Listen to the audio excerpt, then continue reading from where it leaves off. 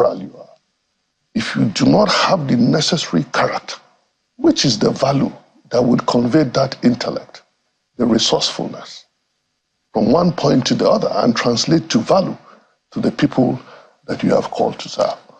And you see, this is someone that is quite generous at heart to his colleagues, to his community, and he has used his private practice to touch lives across the country.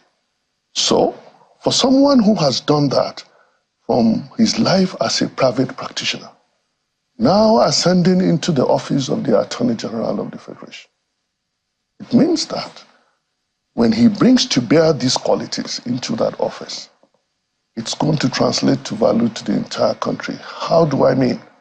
By the single advice that Prince Lateef Fagbemi will give to Mr. President, when implemented, will impact every inch of this country. And so it is not difficult for us as his colleagues, and one with whom I've done several matters together, so I've worked very closely with him.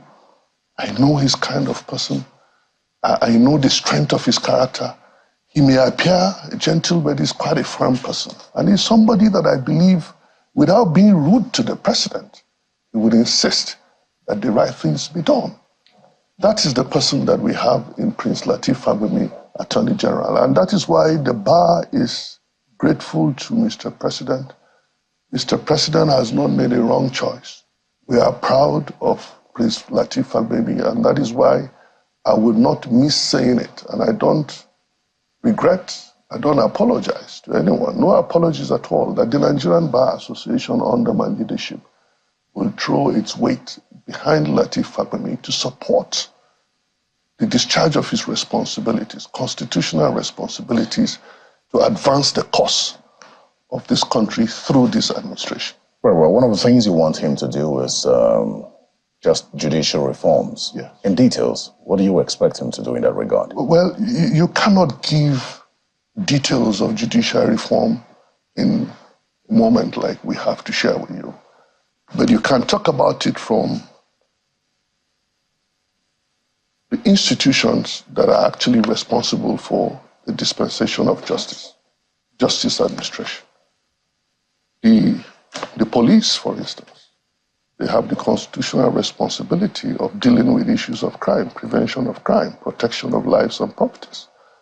And where there is an infraction of any of the provisions of the law, it is the responsibility of the police to investigate the conduct, the alleged conduct of the person who was alleged to have committed an offense, and then begin to prepare the process of bringing such a person to book. Now, you have that in place. How have we dealt with the police force?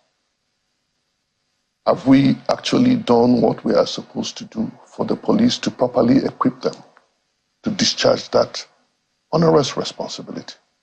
Because every citizen is presumed innocent until the contrary is proved. So it's a Herculean task for an investigator, and it costs a lot of money. But how we prepared them in terms of the trainings, in terms of the equipment. And look at the sophistry of the times that we live today. Would you say that the Nigerian police is properly equipped in terms of the human resource and the equipment to discharge their responsibility? Look at the welfare of the police. Can we talk about it from the aspect of the function of the judiciary, in this case, the Minister of Justice? Yeah, so I'm coming there. That's why you said, you asked me to talk about the details. So it starts from there.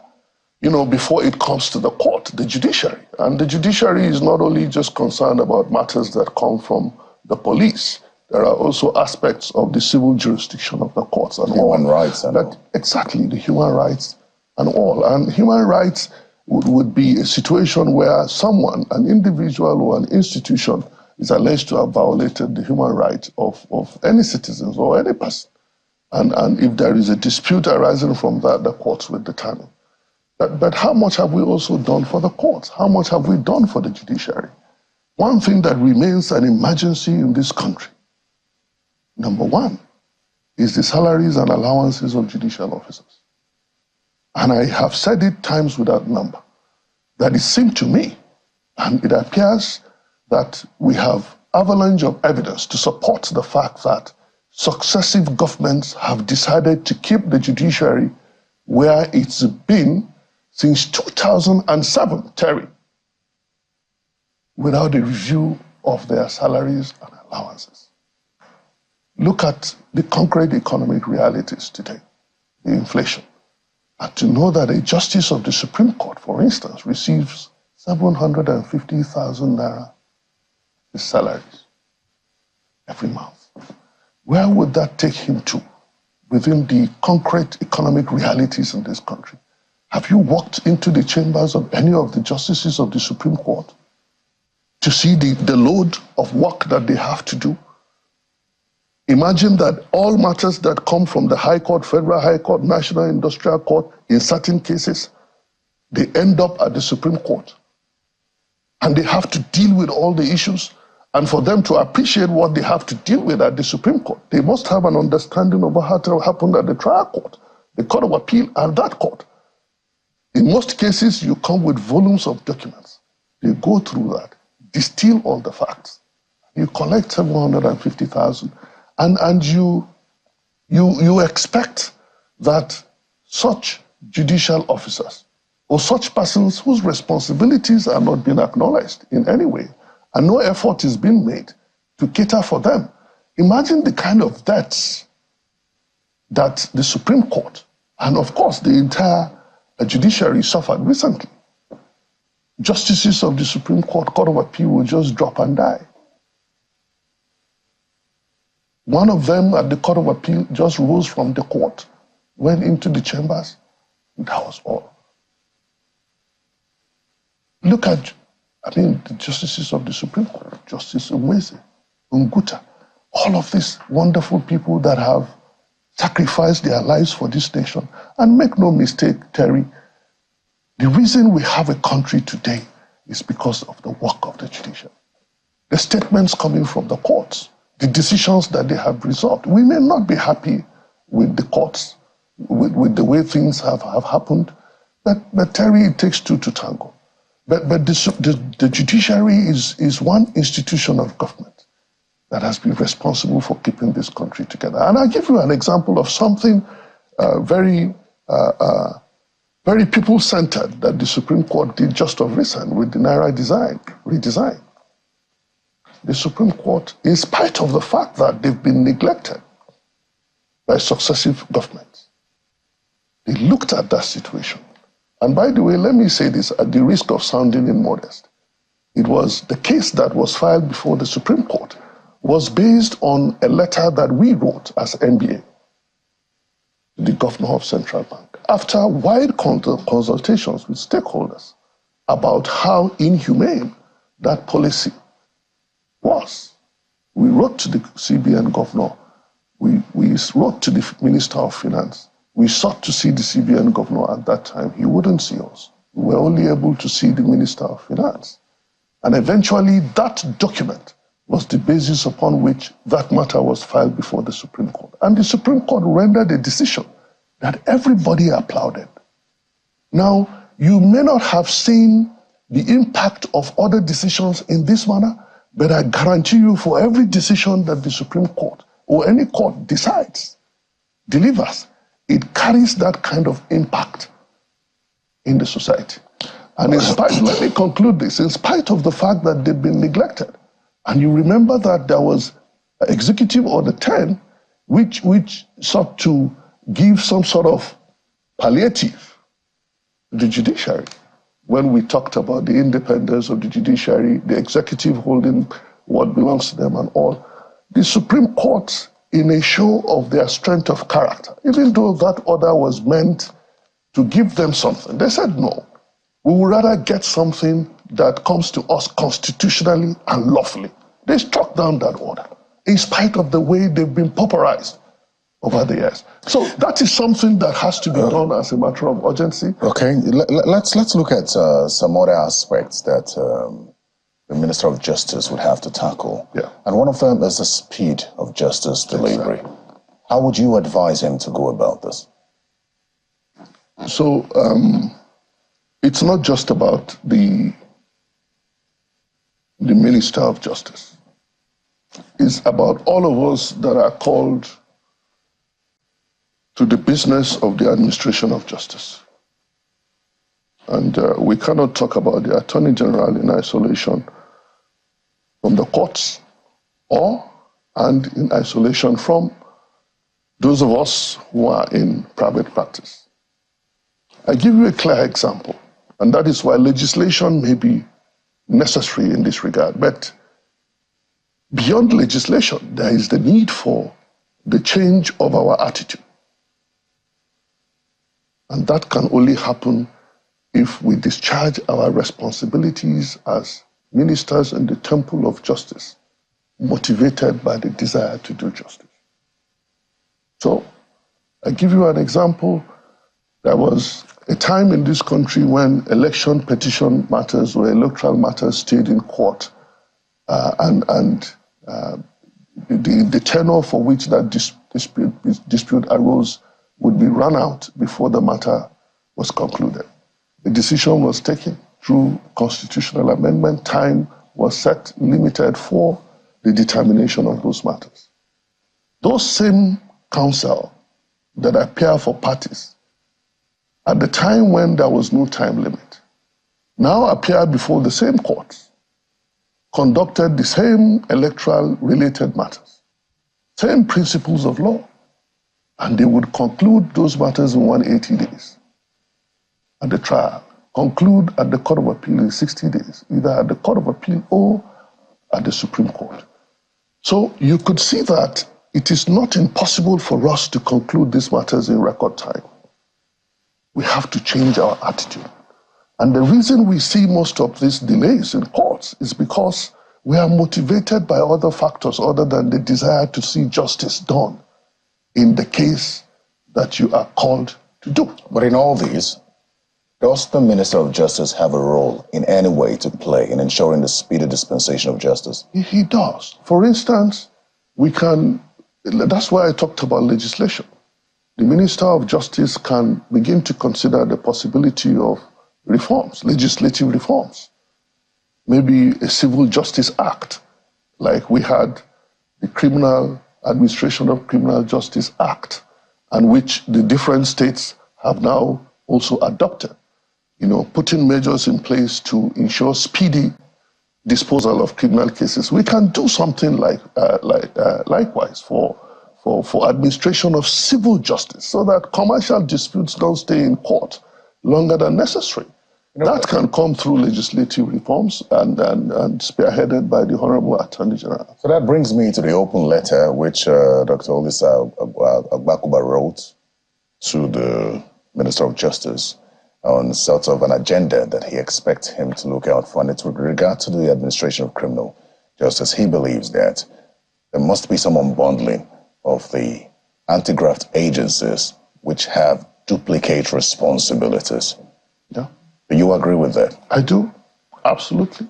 I watched the screening of the ministers, and when the Honorable Attorney General spoke, that was something that he mentioned, and he caught my attention. Because by the time you combine the investigative powers with the prosecutorial powers, the prosecutor, the tendency for the prosecutor to turn to a persecutor is very high, because I was the one that investigated, and then I'm the one to prosecute. I want to make sure that I secure a conviction. And so I do all that I must do to secure conviction, but that is not the responsibility of a prosecutor. A prosecutor is one person who by law is under a duty where he finds any evidence that can help the defendant that he is prosecuting to exculpate him from that alleged offense. He has a statutory duty to make that evidence available to him. This position is shared by Dr. Agbakuba, who believes that an agency like the AFCC should be unbundled to only investigate and not prosecute. However, today, the ECOWAS agency, GIABA, which is an intergovernmental action group against money laundering in West Africa, recommends that the anti-graft agencies should be empowered to prosecute.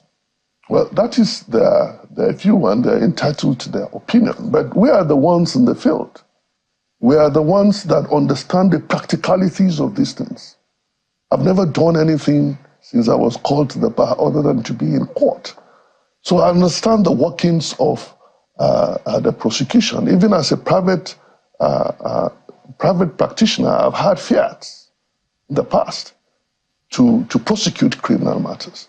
So they're entitled to their opinion, and it's an opportunity for us to sit down and engage with ourselves and find out what is best for us as a nation. But we must begin to consider distributing all of these responsibilities in such a way that what the investigator does when it comes to the point of prosecution, I mean, you are not insisting. And that way, the investigator makes sure that he does all that he needs to do. And by the way, investigation costs a lot of money, and it takes time in most cases. Depending on the type of the crime that is being alleged. So enough of resources must be made available. Time must be given, enough of arrest of defendants or suspects before you commence investigation. It is wrong. It is unconstitutional. It is not right. So, but you could see that it's because of the merger of these responsibilities, and that is why everyone that is given any job, Terry, wants to be seen to succeed. And so if you are not careful, if you are wrongly motivated in the discharge of your responsibility, and I say here that if justice is not what you are looking at, if you simply want to satisfy your ego, or if you want to satisfy your boss, there is no way you stay within the bounds of law to discharge your responsibility. When we come back from a break, I will quickly take you up on constitutional reforms that you expect that the Minister of Justice should champion, and also talk about the NBA and your time in office as NBA President. Thank you, Terry. We'll take a quick break, and when we return, we'll conclude the discussion with the NBA President, Mr. Yakubu Mekiao. We'll move on to other things. So stay with us.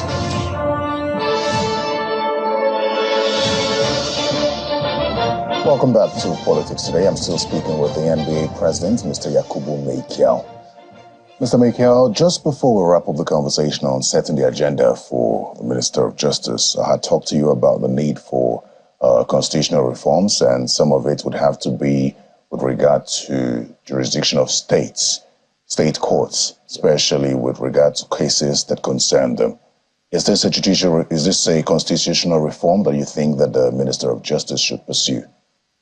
Well, offenses that are within the remit or jurisdiction of the state courts would be the business of the state houses of assembly.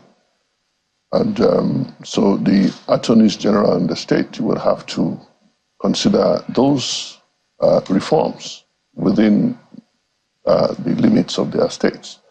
The ones that impact the entire federation, for which come within the ambit of the Attorney General's office, is something that the Honorable Attorney General will be concerned with at the jurisdictions of the federal courts.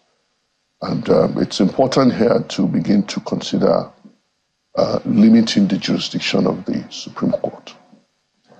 Okay, let's talk about the Supreme Court now, especially with regard to your comments made earlier in the year about lawyers criticizing judgment of the Supreme Court, specifically the Lawan Mechina case. And I recall that one of the two lawyers, one the senior advocate of Nigeria, Femi Falana, and the other, Chidi Odinkalu, said that, well, I think Femi Falana said you were trying to, in his own words, silence Nigerian lawyers.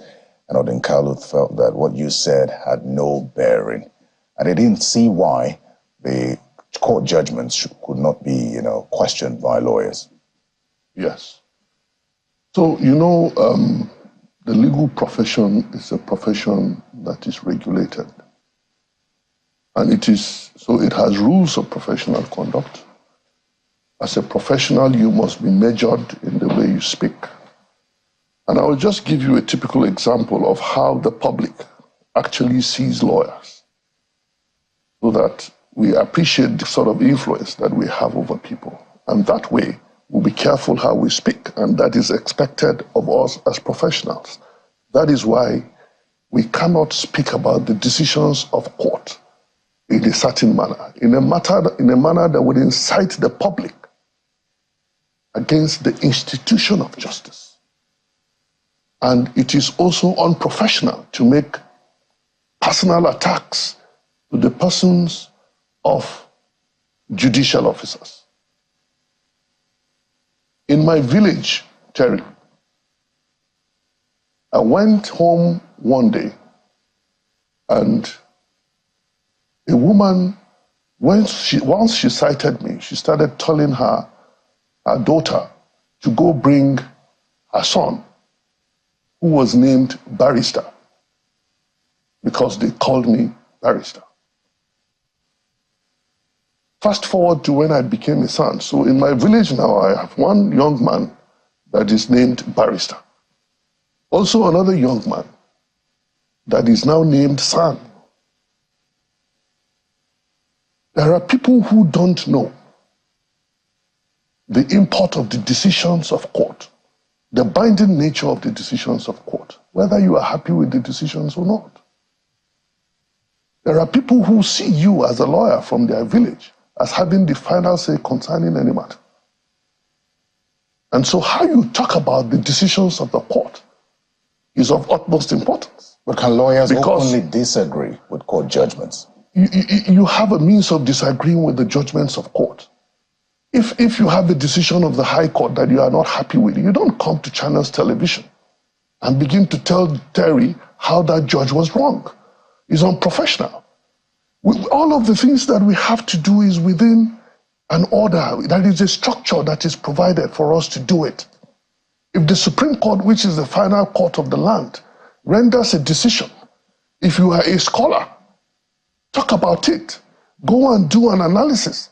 But don't come and be making insinuations to the effect that the court was compromised. That was why they came to that position. What you are doing is not helping the system. You are destroying the institution. You are destroying the platform upon which the persons who are the players of the administration of justice at that point in time, at this point in time, are standing to discharge their responsibility. Once the platform is destroyed, the institution is destroyed, even when you now bring people you believe have what it takes from your own opinion to occupy that office, the public would have lost confidence in the institution, and nothing that comes from that institution would be accepted by the public. And so we have a responsibility to be guided, to be guarded, and to be measured in the way we talk about the judgments of the courts. And all of them that you mentioned, they understand what they need to do. They do understand what they need to do. I'm not saying that lawyers shouldn't talk about, but you don't go to the televisions. And many times I've had interviews where lawyers came to Channels Television or other media to say that they haven't even read the decision of the court. Well, just before we go, because we're out of time, I need to switch to the next conversation now.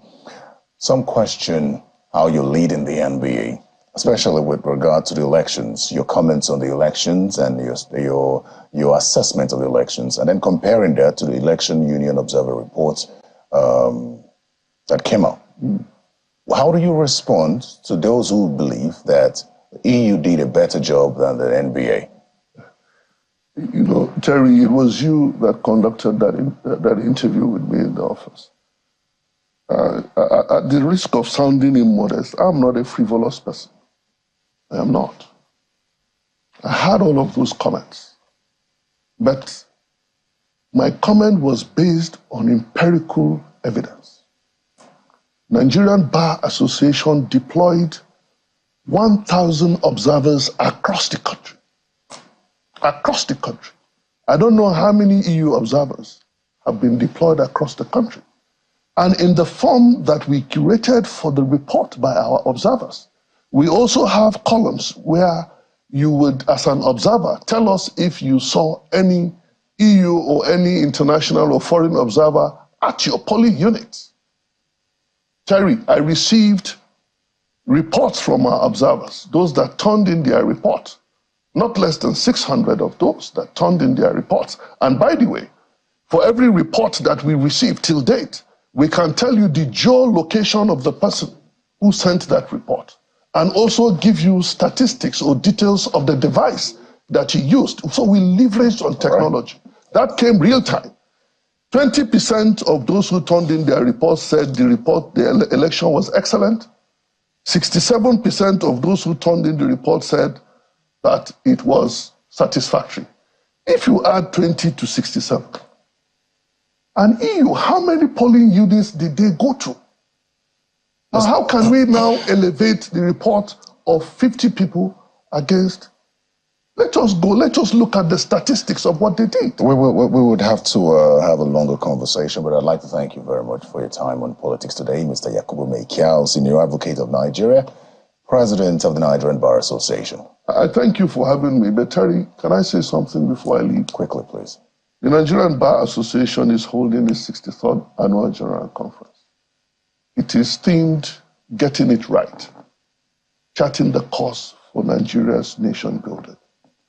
We have to get it right in this country, and the Nigerian Bar Association is determined to lead that path, to lead that fight, because it's our responsibility to guide the people and advance the cause of this nation. I invite you to that. We'll talk again after that conference. Thank you. Thank you very much. Thank you, Terry, for having me.